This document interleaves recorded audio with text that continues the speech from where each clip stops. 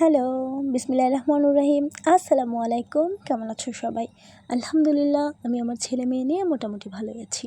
আর আশা করি তোমরাও ভালো আছো।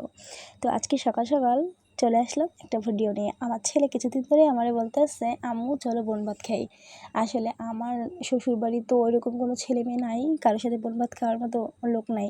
তো আমার বাবার বাড়ি আসছি আমরা বেড়াইতে। এই জায়গা হচ্ছে আমার কিছু কাকাতো বোনেরা আছে ছোটো ছোটো, ওদের নিয়ে ও বনভাত খাইতে চায়। তো আসছি, আসার পরেই ও বলতে আসছে যে আম্মু বনভাত খাই। তো আজকে সকালবেলা ঘুম থেকে ওঠার পরেই বলতে আসছে আম্মু বনভাত খাবো বনভাত খাবো। বনভাত অবশ্য বলতে তো ও জানে না বনভাত কি, কিন্তু আমার মুখে শুনছে, আমরা ছোটোবেলায় খাইছি এগুলো শুনছে, তো এই জন্য ও শুধু বনভাত বনভাত বলতেছে।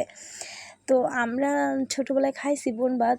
এই বনভাত আবার অনেক মজা আসলে, এই মজা তো আর এখন নাই। তো আমি চিন্তা করছি যে আজকে কী দিয়ে রান্না করে দেবো বনভাত। তো আমার নানু বলতেছে ঘরে কিছু সবজি টবজি আছে, যা কিছু আছে এগুলো দিয়ে রান্না করে দে, ছোটো মানুষ এগুলো দিয়ে রান্না করে দিলেই খুশি হইবে, এটাই ভালো লাগবে, সবাই মিলে একসাথে খাইলে ভালোই লাগবে। তারপর আমি যা সবজি টবজি ছিল এগুলো দিয়ে রান্না করার জন্য চলে আসছি।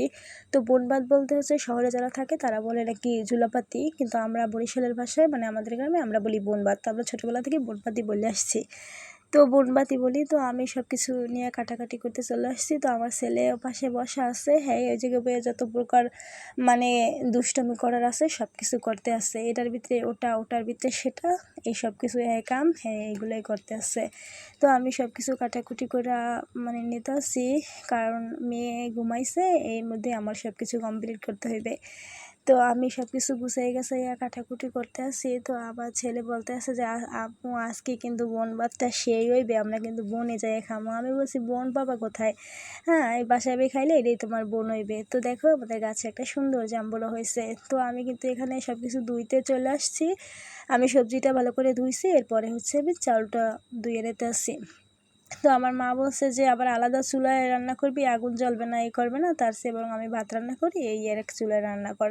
তো আমি ওই চুলায় রান্না বসিয়ে দিচ্ছি।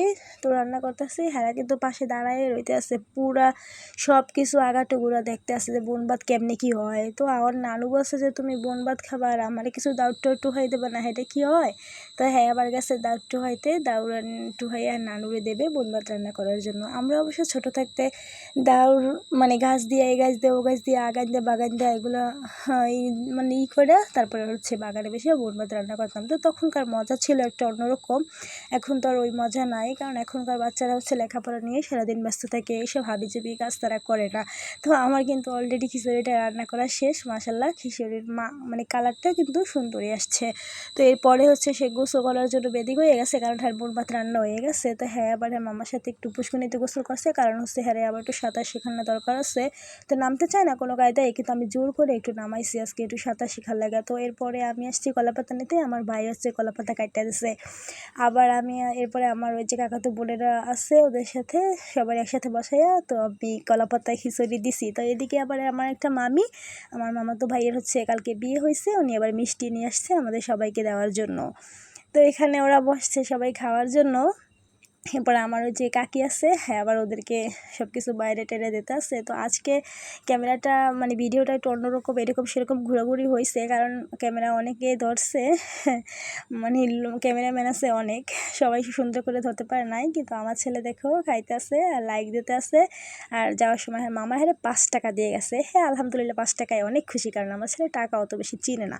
এরপরে আমি আবার হচ্ছে আমার আম্মারে মানে আমার আম্মা বলতে আমার সেজো কাকি, আমার আম্মারে হচ্ছে একটু কলাপাতায় খিচুড়ি দিয়ে আসছি, কারণ আম্মা দরজার সামনে বেরিয়ে দেখছে আর বলতে আছে যে কলাপাতায় খিচুড়ি খাও, সব ভালো থাকবে, আল্লাহ।